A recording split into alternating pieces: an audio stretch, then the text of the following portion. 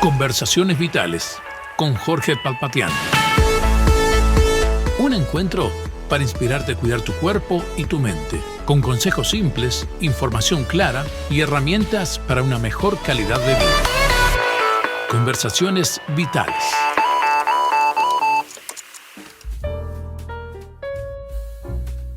Bienvenidos, amigos oyentes, una vez más a nuestro programa Conversaciones Vitales. Estamos en Radio El Libertador. Usted puede comunicarse con nosotros para darnos su opinión, sus comentarios, sus dudas y preguntas acerca de la temática que venimos desarrollando en forma semanal. Usted puede hacerlo a través de nuestro WhatsApp 091-99-1210 o comunicarse a través de vía internet en nuestra página web www.ellibertador.com.uy. Y hoy nuevamente vamos a tratar un tema muy interesante que tiene que ver con la vida humana, especialmente relacionado con el final de la vida, algo que nos va a competir a todos, ya sea desde el punto de vista personal o desde el punto de vista familiar. En algún momento nos vamos a encontrar con esta certeza de estar en el tiempo final de nuestra vida. ¿Y por qué vamos a hablar de esto? Porque en los últimos años nuestro país ha sido testigo de una lucha ideológica, de una lucha parlamentaria acerca de la necesidad o no de legalizar, de permitir que nosotros los médicos podamos ser los intermediarios de poder facilitar la muerte ante un paciente que nos pide en su etapa terminal con sufrimientos insoportables, nos pide poner fin a la vida. De todo esto vamos a estar hablando con un invitado de lujo en esta hora, que es Álvaro Fernández. Álvaro Fernández ya estuvo en algunos de nuestros programas. Bienvenido, Álvaro. En esta hora, por estar con nosotros nuevamente, es un privilegio tenerte en este programa y hablar de esta temática acerca de la eutanasia, un temón que realmente nos ha llevado mucho tiempo en estos últimos años. Quiero presentar a Álvaro porque quizás algunos de ustedes aún no lo haya conocido. Álvaro Fernández es oriental, es uruguayo, es casado, es ingeniero agrónomo, tiene una maestría en desarrollo humano por la Universidad Libre Internacional de las Américas, trabajó en programas de desarrollo rural, proyectos educativos, sociales, y fue asesor también del vicepresidente de INAU en el gobierno anterior. Integró varias comisiones de bioética, especialmente la Comisión de Bioética del Círculo Católico de Montevideo, donde lo pude conocer personalmente allí hace más de 20 años, y en la Comisión Arquidiocesana también de Bioética. Es miembro de la Comisión de Cultura de la Conferencia Episcopal del Uruguay. Estamos ante una persona versada en diversos temas, que conoce muy bien la temática que hoy va a compartir con nosotros. Aparte, es columnista del semanario La Mañana, en la capital del Uruguay, en Montevideo, y del portal español Religión en Libertad. Recientemente también fundó un canal de YouTube llamado Batalla Cultural Guerra Espiritual, donde quizás también puedan encontrarlo allí a Álvaro Fernández para escuchar algunas de sus ponencias, que muy bien lo hace. Así que, Álvaro, bienvenido. Queremos escuchar acerca de esta temática que nos ha tocado vivir en estos últimos tiempos, que se llama eutanasia. La gente quiere saber, en primer lugar, cómo definimos la eutanasia. Álvaro, ¿qué podemos decir en cuanto a esto? Bueno, antes de empezar, muchas gracias por la invitación y un saludo a toda la audiencia. A ver, eutanasia, bueno, la palabra eu significa felicidad o paz o tranquilidad o algo bueno. Y Thanatos, de donde viene la palabra la eutanasia, Thanatos significa muerte, la buena muerte. Entonces, viene a ser una muerte digna, una muerte en paz, la eutanasia literalmente. Y es cierto que todos queremos morir dignamente y queremos morir en paz. El problema es cuando esa muerte la provoca otro, que es de lo que se trata este proyecto de ley, que que ha estado dando vueltas. Y ahí ya no es digna la muerte cuando viene otro a meterse en nuestra muerte, y no es una muerte en paz, porque nos aplica alguna inyección o algún fármaco para acelerar la muerte, para matarnos. ¿Sabes, Álvaro? No es un delito, sí. Es un crimen. Y la palabra eutanasia entonces pasa a ser un eufemismo. No es la buena muerte y la muerte digna que para la que se usa esa palabra, sino que es otra cosa totalmente distinta, que es una muerte provocada por una persona sobre otra, con la violencia que eso implica, y es una mentira. Una mentira que sea que lo que ocurre coincida con la definición literal original de eutanasia. Sabes, Álvaro, que una pregunta que yo quiero hacerte, y te voy a hacer una introducción sobre esta pregunta, y es ¿por qué tanta insistencia sobre esto? Mira, yo te cuento que en el año 2012, nosotros los médicos tuvimos aquí un código de ética médica donde analizamos los médicos de todo el país, te hablo de aproximadamente 10.000 médicos, donde a través de sesiones, a través de comisiones, a través de reuniones formales e informales, yo me acuerdo en las reuniones que he participado, más del 80% de la población médica que votó afirmativamente ese código de ética médica, y luego el Parlamento, al ver evidentemente un 80% de los galenos poder aceptar un código de ética médica, lo aceptaron. Bueno, nosotros en el año 2012, los médicos, cuando hablábamos de la eutanasia, era una palabra impropia para el gremio médico y para el oficio médico. Y todos nosotros coincidimos en que hacer eutanasia, eutanasiar a un paciente, es decir, provocar la muerte deliberada, ya sea por omisión o por acción, era totalmente antiética, era totalmente, por supuesto, antijurídica, antinatural, y no le correspondía al oficio médico. La gran pregunta que yo me hago, Álvaro, y si tú me lo podés contestar, son dos cosas. Una, ¿por qué tanta insistencia? Pero en segundo lugar, yo digo, ¿qué hemos cambiado los médicos? ¿Qué hemos cambiado los médicos en estos 12 años? Porque un cambio de cultura y de pensamiento en 12 años no cambia. En que ahora hay una insistencia, incluso a partir del Sindicato Médico del Uruguay, ¿verdad?, que está propiciando esto, y a mí me llama poderosamente la atención cómo puede sobrepasar, o cómo pudo haber sobrepasado a la voluntad de más de 8.000 médicos que han dicho sí al Código de Ética Médica, cuyo artículo sobre la eutanasia dice la eutanasia es contraria a la profesión médica. Entonces, ¿qué ha pasado? ¿Por qué tanta insistencia? Bueno, voy a empezar por la insistencia, y después, lo que me preguntás de por qué los médicos cambiaron, yo si me quisiera sacar el mazo con la pezuña, como dicen, te diría, soy agrónomo, preguntáselo a los médicos. Pero alguna cosa creo que te puedo decir. Cosa creo que puedo decir porque justamente estuve viendo alguna cosa que creo que puede servir de respuesta. Primero, empezamos con la insistencia. Yo creo que la insistencia viene, si alguno vio el otro programa que hicimos, el anterior, nosotros hablamos sobre el problema demográfico que padece Uruguay, que es gravísimo y que está poniendo en riesgo la seguridad social.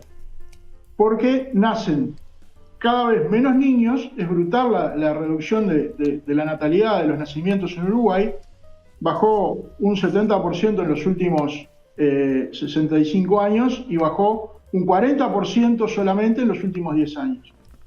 Entonces, ¿qué pasa? El problema que enfrenta el sistema mutual es el mismo que enfrenta la seguridad social. Porque si nacen menos niños, van a haber menos socios jóvenes en las mutualistas capaces de bancar la gran cantidad de viejos que van a tener en las mismas mutualistas, pero que son los que generan gastos.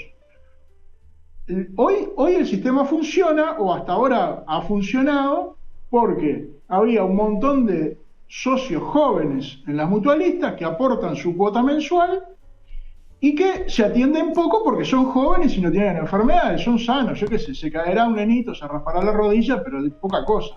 Pero los viejos los que necesitamos, y ya me incluyo porque ya tengo 61, los viejos necesitamos más operaciones, más días de hospital, etcétera, más atención, más remedios, y bueno, y eso hay que pagarlo. Entonces hay un costo muy grande provocado por los mayores, por los más viejos, y hay unos ingresos que se van a ir reduciendo notablemente porque no hay jóvenes, porque no hay niños, no hay nuevos socios futuros para las sociedades médicas. Entonces, si la pirámide de la que hablábamos era normal, bueno, no había problema, pero ahora el sistema no es sostenible. Entonces, es una razón muy buena para legalizar la eutanasia. Yo no puedo afirmar con total certeza que sea el motivo por el cual todos los legisladores quieren legalizar la eutanasia, los que la quieran legalizar por lo menos. No puedo afirmar con toda contundencia que haya corrupción y presiones indebidas en las mutualistas, pero parece demasiada casualidad que justo cuando se empieza a complicar la cosa, desde el punto de vista de la estructura de edades de las mutualistas, porque es la estructura de edades de la población en general, justo ahora, cuando el sostenimiento de los sistemas mutuales es cada vez más difícil, se pretende legalizar la eutanasia. Demasiada casualidad. Eso es lo único que yo puedo decir. Porque dar a los médicos licencia para matar pacientes más o menos terminales antes de tiempo ahorraría muchos costos al sistema. Porque los últimos días de un paciente, tú lo sabes mucho mejor que yo, en un hospital son los más caros de todos. Y a mí me parece que eso es lo que motiva una insistencia tan grande con la legalización de la eutanasia. Porque además está muy bien documentado que en Canadá, desde que se legalizó la eutanasia en 2016, los costos de atención médica, al momento en que se hizo ese estudio, que hace 2 o 3 o 4 años, los costos bajaron casi 87 millones de dólares canadienses después de legalizar la eutanasia. Y con la reducción neta, sumado a los ahorros que se produjeron por legalizar la eutanasia, porque hubo plata que no se gastó, la reducción total de costos en Canadá en el sistema médico de Canadá fue de 149 millones de dólares canadienses. Entonces, bueno, yo creo que va un poco por ahí. Ahora, bueno, vos me preguntabas qué pasa con los médicos, por qué los médicos cambian. Bueno, mirá, a ver, pienso que una de las razones, aunque parezca que está desconectado, puede ser la legalización del aborto. Porque ¿qué pasa? Porque cuando se aprueba una ley como la de aborto, la gente empieza a pensar, bueno, lo que antes estaba mal, ahora está bien, o ahora no importa, o ahora es indiferente. La vida humana pierde valor. Entonces, la gente ya empieza a pensar que el aborto, bueno, da lo mismo. Incluso algún religioso ha dicho, bueno, es tema laudado, como si fuera un tema menor, ¿no? Digo, no es un tema menor, es un tema que no estará laudado hasta que no se respete la vida, hasta que no se deroguen estas leyes. Claro. Incluso las que se puedan estar por aprobar. Entonces... Sí, porque Álvaro, digo, para los oyentes, ¿verdad? Una cosa no es buena porque es ley. No es buena porque es ley. Exactamente. Debe ser ley si es buena. Debe ser ley si es buena. Pero no necesariamente todo lo que es ley es bueno. Sí, puede ser ley si es buena. Lo que yo tengo, a ver, yo, como tú bien sabes, yo soy católico, tengo formación tomista, entonces tengo claro que existe una ley natural, y que existe una moral objetiva, y la ley humana debe reflejar la ley natural. Si no, no es ley, o no necesariamente uno tiene que aceptarla como ley, por muy aprobada que esté. Mira, yo en algo estoy de acuerdo contigo. Yo siempre digo, ¿verdad?, que Dios perdona siempre, los seres humanos perdonamos a veces, pero la naturaleza no perdona nunca. Es decir, todo lo que vaya contra la naturaleza, alguien lo va a pagar. Alguien lo va a pagar. Y esto es ir contra la naturaleza. Ahora, yo te preguntaba, Álvaro, Álvaro, que a mí me llama la atención como médico, porque no entiendo, porque creo que en los últimos momentos de la vida, cuando uno está con un cuadro depresivo, cuando uno está en una situación terminal, cuando uno está en una situación en que puede ver a los familiares, podemos tener ese sentimiento de decir, ¿no es mejor perder la vida? Y yo lo entiendo como médico, ¿eh? No lo entiendo desde el punto de vista de mi filosofía ni mi ideología, estoy hablando como médico, como persona entendida, más o menos entendida en los hechos humanos. Pero lo que no puedo entender es que si nosotros los galenos sabemos muy bien de que para la etapa terminal hay algo mejor, que son los cuidados paliativos, ¿eh? Y sabemos, pero Álvaro, sabemos muy bien, mira, el que tiene dinero y el que puede pagar, va a ir a cuidados paliativos. Esa persona no le va a pedir, la familia no le va a pedir, doctor, mátemelo, no le va a inducir una inyección o lo va a dejar de hacer. No, vamos a hacer lo posible para que en los últimos momentos de la vida tenga, desde el punto de vista físico, psicológico, espiritual, social, familiar, toda una cobertura que pueda morir en paz. Eso es morir en paz, cuando uno se siente acompañado, cuando uno se siente cuidado, cuando uno se siente acompasado por una familia que lo apoya. Esos son los cuidados paliativos, que tenemos un equipo médico para hacerlo. Los médicos sabemos muy bien esto, Álvaro. Entonces, la pregunta es, ¿por qué esto? Porque algunos dicen, no, pero son complementarios. No son complementarios. Están en las antípodas unos de los otros. Una cosa es hacer cuidado paliativo, que no es matar al paciente, y otra cosa es matarlo. Es matarlo. Y yo no en estos 12 años, y en estos últimos años donde se ha propiciado una conducta eutanásica, yo nunca he perdido el sueño como médico porque la ley de mi país no me permite hacer eutanasia. Y yo creo, y me atrevo a decir, ningún médico ha perdido el sueño. O sea que esto extravasa lo estrictamente médico. Esto va mucho más allá de allá, y creo que hay intereses que están, un poco lo que vos estás diciendo, hay intereses que están un poco más allá de lo que realmente es el bienestar humano. Mirá, a ver, hay un término o una frase, un término que lo acuñó Hannah Arendt, una filósofa judía, después de ver el juicio de Adolf Eichmann, que fue famoso, porque era el tipo que organizaba todos los trenes que iban para los campos de concentración. Bueno, lo atraparon en Argentina, lo llevaron a Jerusalén, lo juzgaron, y lo que vio Hannah Arendt, esta filósofa, es que el hombre no era un sádico, no era un monstruo, era un burócrata simplemente que no cuestionaba si estaba haciendo bien o mal. Ese es el problema, había perdido el pensamiento crítico. Obedecía órdenes, ¿tá?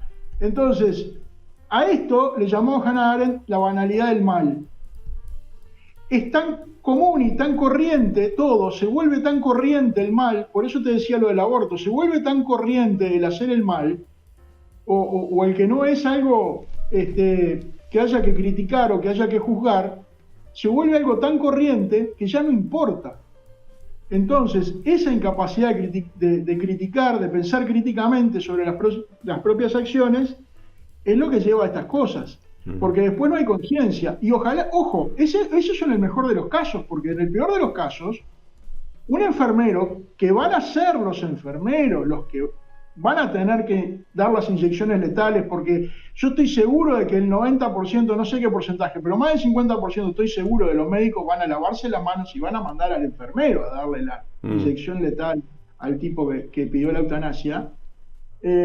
Bueno, si llegaran a ser realmente conscientes, si no se les anulara la conciencia por esto que digo de la banalización del mal, les explotaría la conciencia y tendrían unos problemas tremendos de conciencia, porque es tremendo, están matando gente y lo están matando activamente.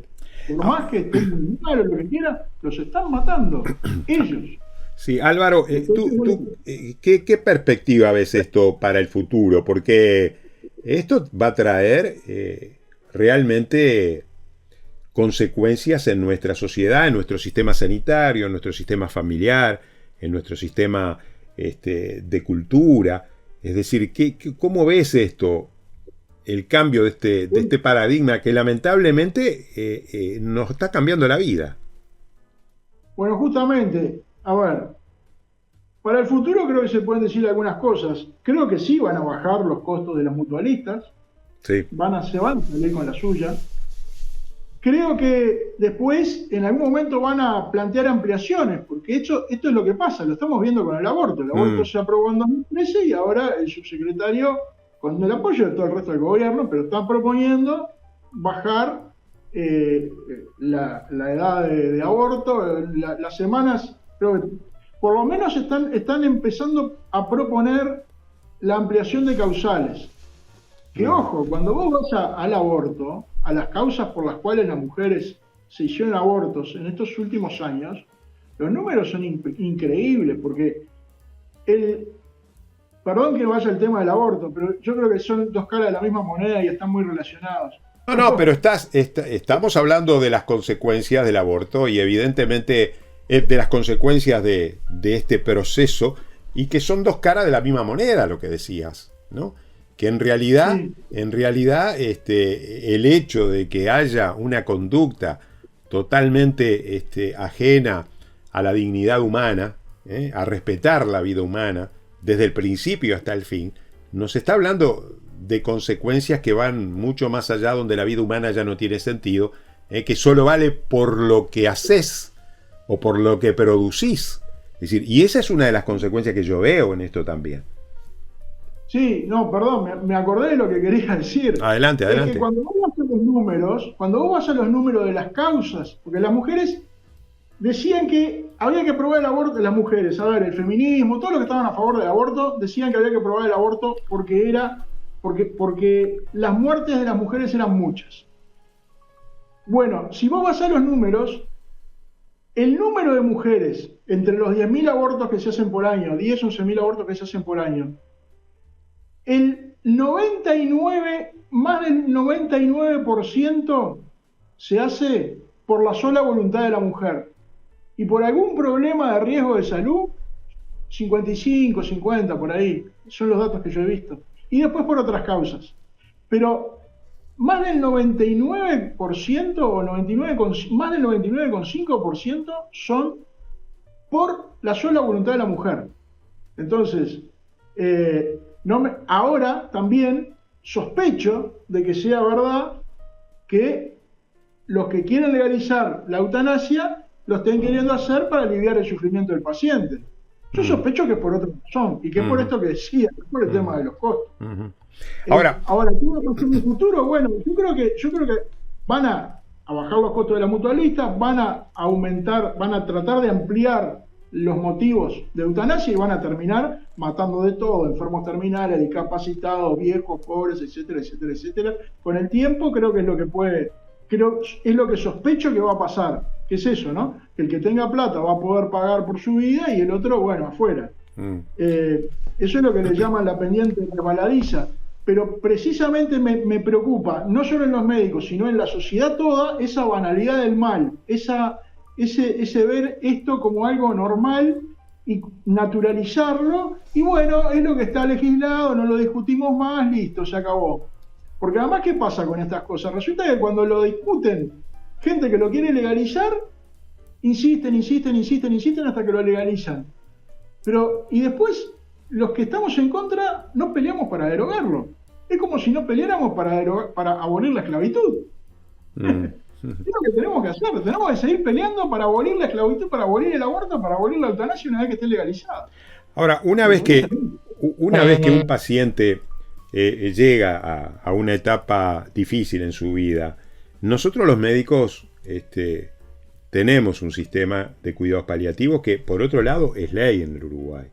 Entonces, el tiempo, en 2 minutos, ¿qué podemos decir de la propuesta de los cuidados paliativos? Porque esta es la solución al problema del ser humano en los últimos momentos, donde no podemos tratar, donde no podemos curar, pero sí acompasar, sí acompañar, sí calmar el dolor. En última instancia, hacer una sedación paliativa, donde el paciente pueda realmente sentir el acompañamiento hasta el final de sus vidas.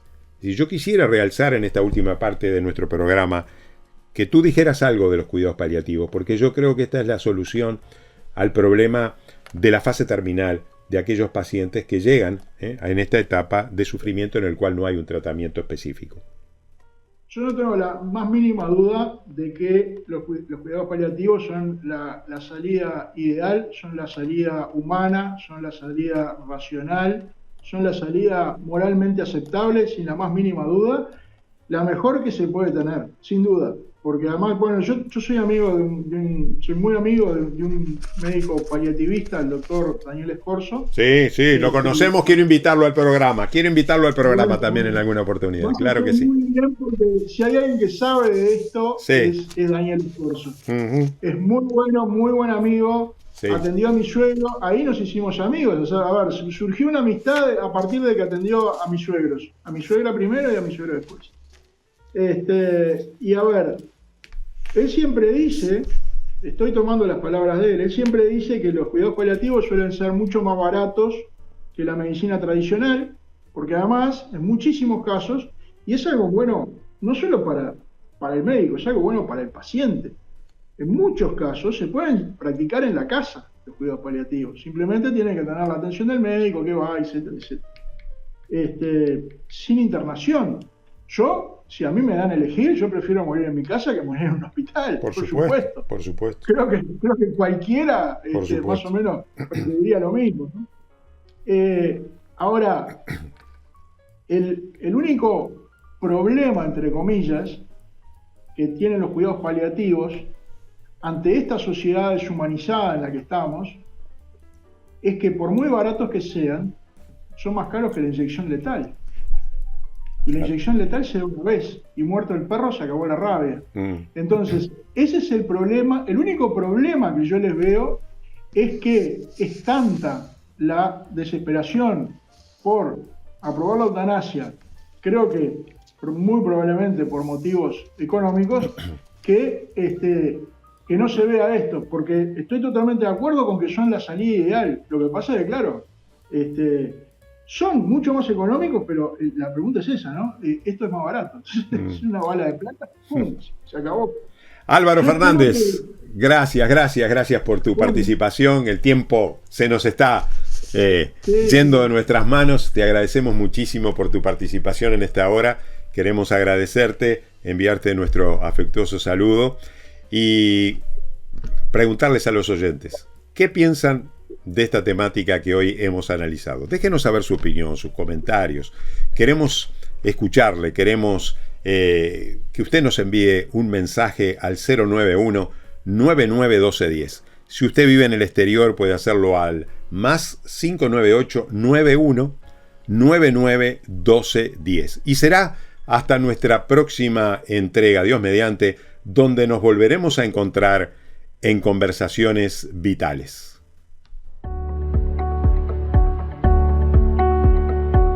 Desde Vergara y para todo el mundo.